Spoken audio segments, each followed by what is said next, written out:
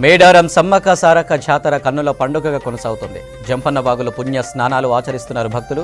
జంపన్న వాగులో స్నానాలు చేసే సమయంలో ఎటువంటి అవాంఛనీయ ఘటనలు జరగకుండా గజ ఈతగాళ్లను ఏర్పాటు చేసింది మత్స్యశాఖ. ఇక దీనిపై మరింత సమాచారం జంపన్న వాగు నుంచి అశోక్ అందిస్తారు.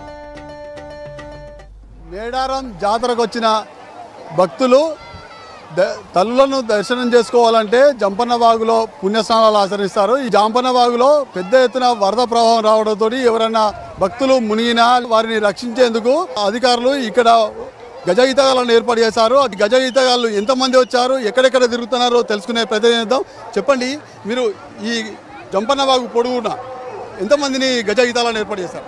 మేము టోటల్గా 3 షిఫ్ట్లలో మొత్తం 800 మందిని ఏర్పాటు చేసినాము.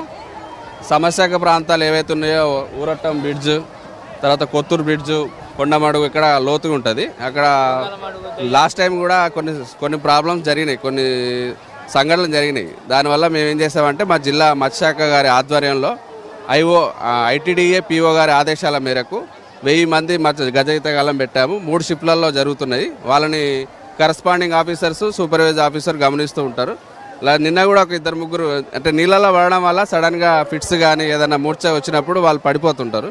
వాళ్ళని తీసుకెళ్లి సదరు అంబులెన్స్ వాళ్ళకి అప్పగించడం జరుగుతుంది. టోటల్ ఇప్పటి వరకు ఎవరైనా అప్పచెప్పారా? ప్రమాదంలో ఉన్న వారిని కాపాడారా? ఒక 15 మంది వరకు అప్పచెప్పాము. సో ఈ వాటర్లో దిగి వాళ్ళకు శివాలు కానీ ఏమన్నా వస్తుంటేప్పుడు వాళ్ళకు సడన్గా ఫిట్స్ వస్తుంటుంది. మెయిన్గా అదే ప్రాబ్లం. సో మా వాళ్ళందరూ చూసుకుంటారు. ఇంకొకటి ఏంటంటే ఈ మట్టి తీసినప్పుడు సడన్గా మట్టి కొద్దిగా లోపలికి వెళ్ళిపోతూ ఉంటుంది. వాళ్ళు ఆడుతూ ఉంటారు, ఏదో సంబరంగా ఆడుతూ ఉంటారు. ఆ టైంలో కూడా మన వాళ్ళు వాచ్ చేస్తుంటారు, అందరిని గమనిస్తూ ఉంటారు. ఎక్కడెక్కడ బాగా ప్రాబ్లం ఉంది, ఎంతమందిని కాపాడారు?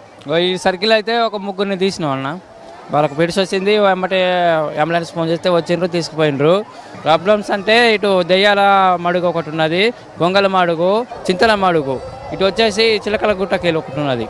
అంటే ఇప్పుడు అక్కడ ప్రమాదాలు జరుగుతాయి, ఎట్లా మీరు గుర్తిస్తారు? గుర్తించడం అంటే మేము వచ్చేసి చాలా మంది ఉన్నాం కాబట్టి వీళ్ళు ఇంతమంది ఉన్న దానికి చూసినాక అందరినీ చూస్తా అంటే వాళ్ళు మునుగుతా ఉంటే అర్థమైపోతుంది మాకు. ఆటోమేటిక్గా వెళ్ళిపోతాం, తప్పెల మీద కానీ సేఫ్ జాకెట్ల మీద కానీ వెళ్ళిపోయి ఎమర్జెన్సీగా తీసేస్తాం. ఇక అర్థమైపోతుంటుంది మాకు.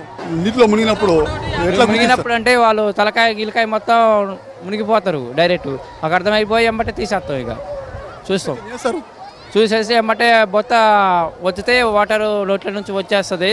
ఆ లోపు ఆయన దగ్గుతారు, లేకపోతే అంబులెన్స్ ఫోన్ చేస్తే తీసుకుపోతారు. భక్తులు ఎవరు కూడా ఇబ్బందులకు గురి కాకుండా మొత్తం ఎప్పుడూ గస్తీ నిర్వహించుతూ ఇక్కడ భక్తులు ఎవరైనా నీటిలో మునిగి లేకపోతే ఫిట్స్ వచ్చి పడినప్పటికీ వారిని సురక్షితంగా తరలించేందుకు కాపాడేందుకు ఒక తెప్పలు కూడా ఏర్పాటు చేశారు. తెప్పల నుంచి వారిని కూర్చున్నబెట్టుకు వచ్చి ఒక అంబులెన్స్కు అప్పచెప్పి చేస్తామని చెప్తున్నారు. ఇప్పుడు భక్తులు మాత్రం ఇప్పటి వరకు దాదాపు 10ల సంఖ్యలో మాత్రం రక్షించాము. ఇక ముందు కూడా జరగకుండా కూడా అన్ని జాగ్రత్తలు చర్యలు చేపడుతున్నామని ఇక్కడ గజయితాలు చెప్తున్న పరిస్థితి అయితే కనబడుతుంది. మేడారం జనసంద్రమైంది. మహాజాతరకు భక్తులు భారీగా తరలి వస్తున్నారు. వనదేవతలకు బంగారం మొక్కులు చెల్లిస్తున్నారు. కన్నెపల్లి నుంచి వచ్చిన సారలమ్మ అర్ధరాత్రి మేడారం గద్దెలపైకి చేరుకున్నారు. సారలమ్మతో పాటు పగడిద్దరాజు, గోవిందరాజు గద్దెలపై కొలువుదీరారు. గిరిజన పూజారులు ఆదివాసీ సాంప్రదాయాల ప్రకారం ఎర్రని వస్త్రాలు ధరించిన పూజారులు కుంకుమ భరిణి రూపంలో ఉన్న అమ్మవారిని గద్దెలపైకి తీసుకువచ్చారు.